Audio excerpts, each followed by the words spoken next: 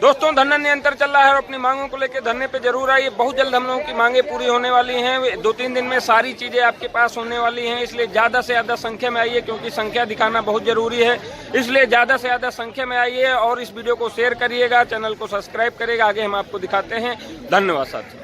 आश्वासन नहीं, शासनादेश चाहिए, आश्वासन नहीं, शासनादेश चाहिए, आश्वासन नहीं, शासनादेश चाहिए। आवाज लगाओ जोरों से, समित बचाओ चोरों से, आवाज लगाओ जोरों से, समित बचाओ चोरों से। भ्रष्ट अधिकारियों होश में आओ, होश में आओ, होश में आओ। आप लोगों तक आवाज पहुंचती है, इस साउंड सर्विस वाले का धन्यवाद करें। लेकिन इन साउंड सर्विस वालों की वजह से अगर आपको घर में भी बैठ के आवाज मिल पा रही है तो ये काम ना करें, धरना स्थल में आकर के सुनने का काम करें। साथियों, जिस प्रकार से आप सभी संघर्षशील साथी आज 86 दिनों से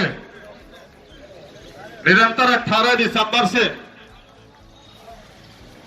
संघर्ष का हिस्सा बने हुए हैं,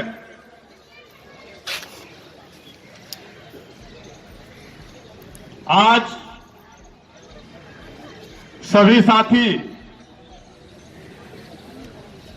कंधे से कंधा मिलाकर संघर्ष कर रहे हैं। इन निरंतर 12 वर्षों से लंबित मांगों को लिए, जिन मांगों के लिए, हमारे हक और अधिकार के लिए हमारे उच्च अधिकारियों ने वंचित रखा है,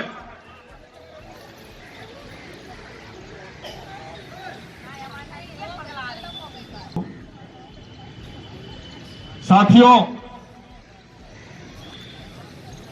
जिस प्रकार से हम लोग संघर्ष कर रहे हैं, आप सभी इस बात की कभी कल्पना भी नहीं किए होंगे कि हमारे स्मारक समिति में कभी इस प्रकार का भी आंदोलन होगा।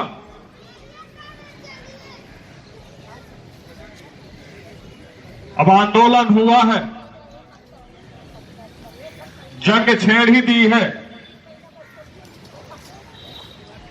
तो मैं अपने स्मारक परिवार से अनुरोध करूंगा, इस जंग को जीतने का, हिस्सा बनने का काम करें, जिससे हम अपनी मांगों पर फतेह होकर अपने अपने पार्क पर क्षेत्रों में चले।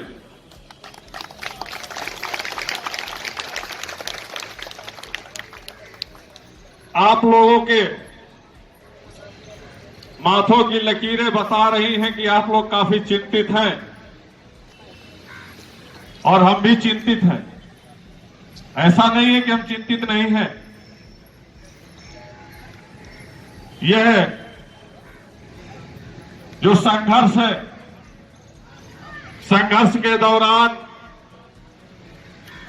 बहुत सी बाधाएं आई हैं,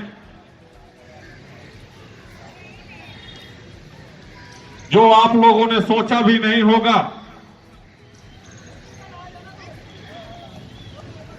कि किन किन परिस्थितियों का सामना करना पड़ सकता है।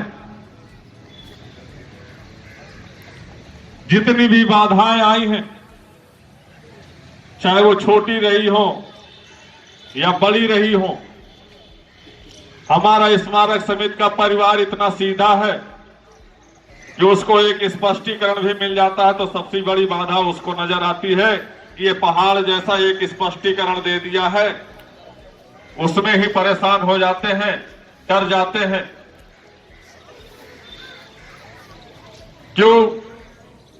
क्यों डर जाते हैं? क्योंकि आप सीधे हैं, और जो जितना सीधा होता है, बाग में जितने भी सीधे पेड़ होते हैं, सबसे पहले उन्हीं को काटा जाता है। जो टेढ़े बकोले होते हैं उनको कोई नहीं छूता है। जैसे कि हम थे,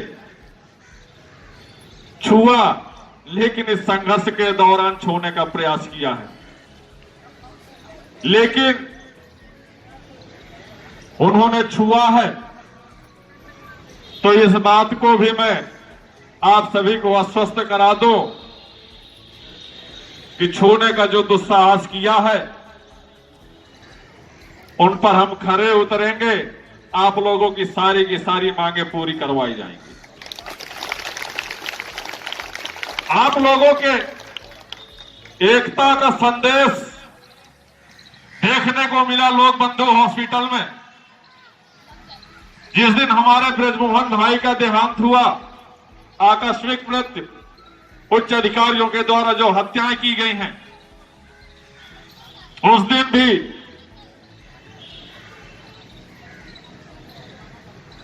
मुख्य प्रबंधक महोदय जी के द्वारा जो भी आश्वासन दिए गए थे, उस आश्वासन में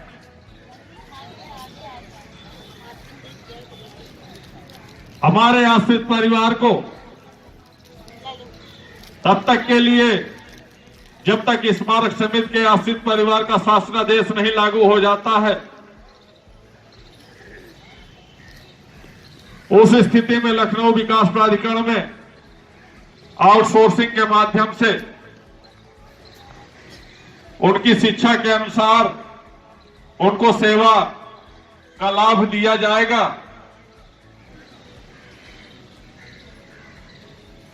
अंतिम संस्कार के लिए भी आप सभी के समक्ष 60,000 रुपए की धनराशि उपलब्ध कराई गई, जो कि स्मारक समिति में पहली बार ऐसा हुआ था। तीसरी चीज, यह भी वादा किया गया था उनके द्वारा कि माह दिसंबर का जिन साथियों का वेतन बाधित किया गया था, माह दिसंबर एवं जनवरी, उस सिलसिले में कई दिनों से प्रयासरत रहे, लेकिन आज उनके समक्ष मुलाकात हुई और उस संदर्भ में बात हुई। उन्होंने आश्वस्त किया कि जो हमने आपसे वादे किए हैं वो हम वादा पूरा करेंगे। जल्द ही आप लोगों को कटा हुआ वेतन निर्गत कर दिया जाएगा।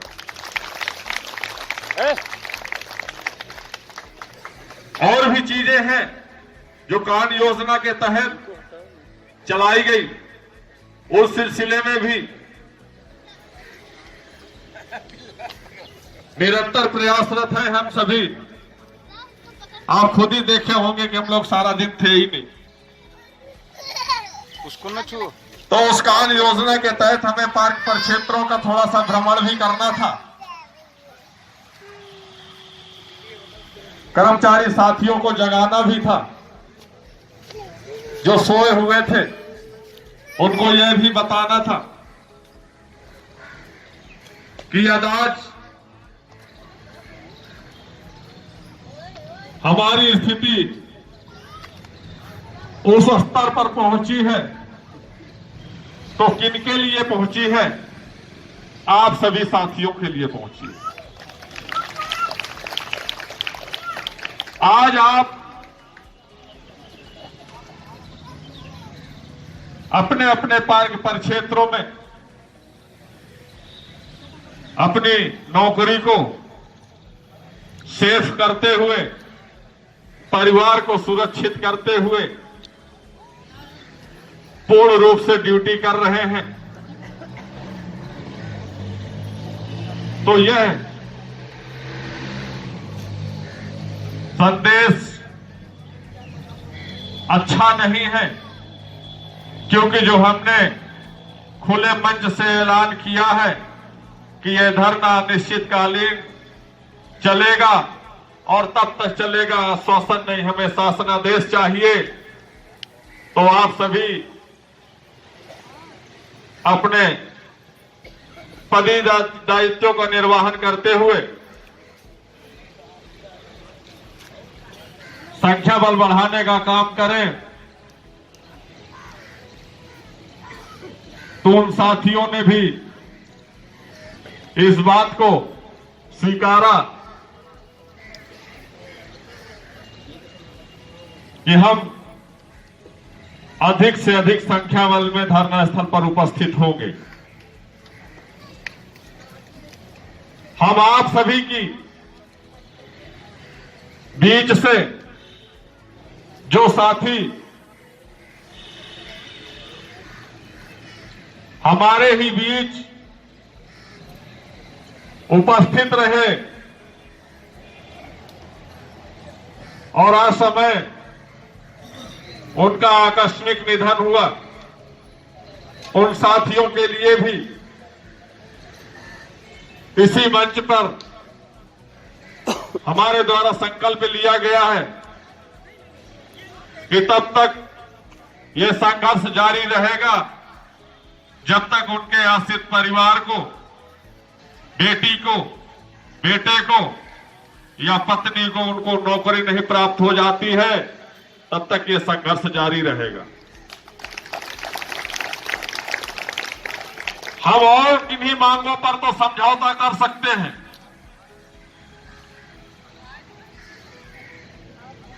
इन 12 मांगों में 2-4 मांगे और हटा दें, लेकिन इन 4 मांगों को हटाएं तो वो एक मांग हमारी जरूर पूरी होनी चाहिए जो अति आवश्यक है, अति महत्वपूर्ण है। हमारा आपका जीवन तो चल रहा है, कैसे भी चल रहा हो, चाहे हम नमक रोटी खा करके काम चला रहे हो या दाल रोटी खा करके काम चला रहे हो, कभी उस परिवार की तरफ भी देखना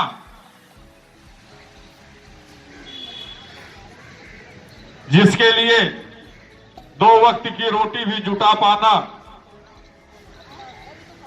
बच्चों की शिक्षाएं प्रभावित होना, तमाम उन परिस्थितियों को सामना करते हुए मेहनत मजदूरी करना। क्या हम आपने इसकी कभी कल्पना की थी या अपने परिवार को कभी रोड पर सब्जी लेने के लिए भेजा है?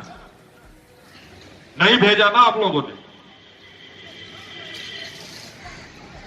जिस दिन हम आप नहीं होते हैं उस दिन परिवार के ऊपर जो पहाड़ टूटता है, उस पहाड़ के टूटने का दर्द जो होता है उसको कभी महसूस करिएगा। उस दिन पता चलेगा कि वो वासित परिवार के दिल में दर्द क्या है, किस प्रकार की पीड़ा है। उस पीड़ा को आप लोग बर्दाश्त नहीं कर पाओगे, कल्पना करने से ही रूह कांप जाएगी। वो रूह उस दिन हमने भी बहुत करीब से देखा था। ये आप सभी लोगों का प्रेम, स्नेह, सहयोग है जिसकी वजह से हम पुनः आप सभी साथियों के बीच संघर्ष कर रहे हैं। लेकिन यह देन भी किसकी वजह से है? इस संघर्ष की वजह से।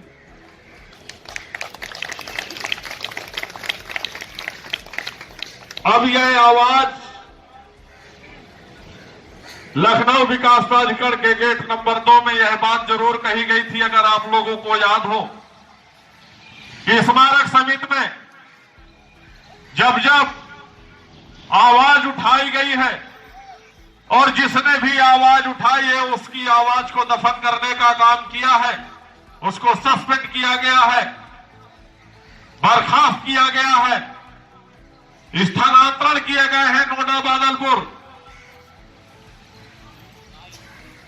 पूर्व में भी आवाज दफन किए गए हैं और आज भी दफन करने का काम किया है।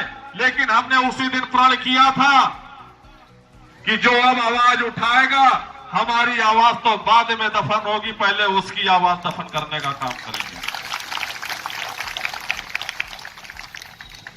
तो इस संकल्प के साथ कोई भी बाधाएं आई हो, उन चट्टानों को तोड़ते हुए, पहाड़ दीवारों को फाड़ते हुए आज हम 86 दिन से संघर्ष यहां पर कर रहे हैं। और कर रहे हैं तो इसलिए नहीं कर रहे हैं, जो हम बोलते हैं वो करते हैं। याद दिला देंगे बंजर 2014 का वो 4 दिसंबर। दोहराना पड़ेगा अगर इतिहास तो 2024 मार्च में जरूर दोहरा देंगे, अधिसूचना जारी होने से पहले। इसलिए आप सभी अपने जागरूक मिशन जो कान फूंक योजना है,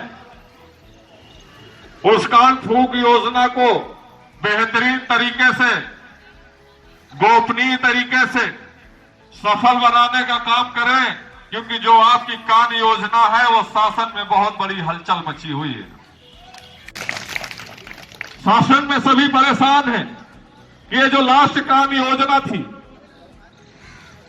ये लास्ट कान योजना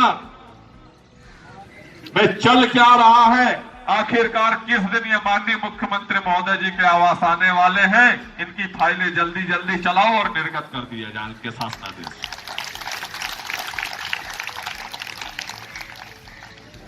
साथियों, आज हम थे नहीं, अगर कुछ कहा हो चौहान जी हमारे बारे में तो हमको बता दीजिएगा। साथियों, इसी तरह हमारा आपका संघर्ष जारी रहेगा और सभी जांच हो।